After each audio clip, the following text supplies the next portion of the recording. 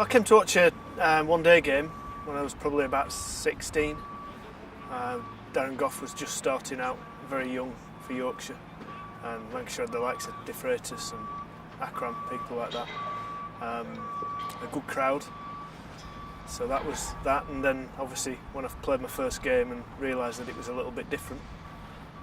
But there's always many reasons. There's obviously the different relationship between the supporters and the history of it, but you also find that you've got players in each team, various age groups who know each other. So you'll have the 20-year-olds who've played representative cricket together, and then you'll have the older lads who played together all those years ago, might have been on tour with England together, but the teams have always got on quite well over the years. I mean, I think it matters no matter who you're playing, of course, but especially in one-day games, when you get a real crowd, there'll be a lot of banter between the supporters, and I know our players get some fearful abuse when we go over to Headingley, and I think it's reciprocated when they come here. Well, I think it's the nature of sport. When you play against familiar teams, you see it through football, and obviously I think the supporters start it off.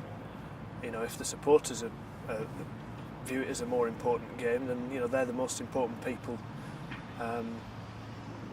that the game's about, really. That's why we play. So if it's more important to the supporters, it becomes more important to the players.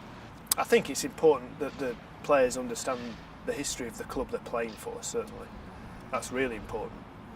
And I think it's important that there's a good relationship between the two teams, even though it's a little bit more important, maybe it's got that extra spice to it. And the trick is to keep the balance between it being rivalry but a friendly rivalry. Obviously it's very important that you come out on top, but we need to make sure that the teams get on as well. When we get to the T20 stuff, people talk weeks in advance, and you'll get people coming and say they've got the tickets, and they're pretty hard to get hold of, really. You can leave it a little bit later to buy some of the other tickets, but they've got to get hold of those early. Bouncing.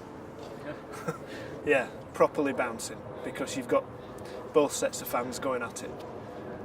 And if you're lucky enough to have a close game, it goes wild.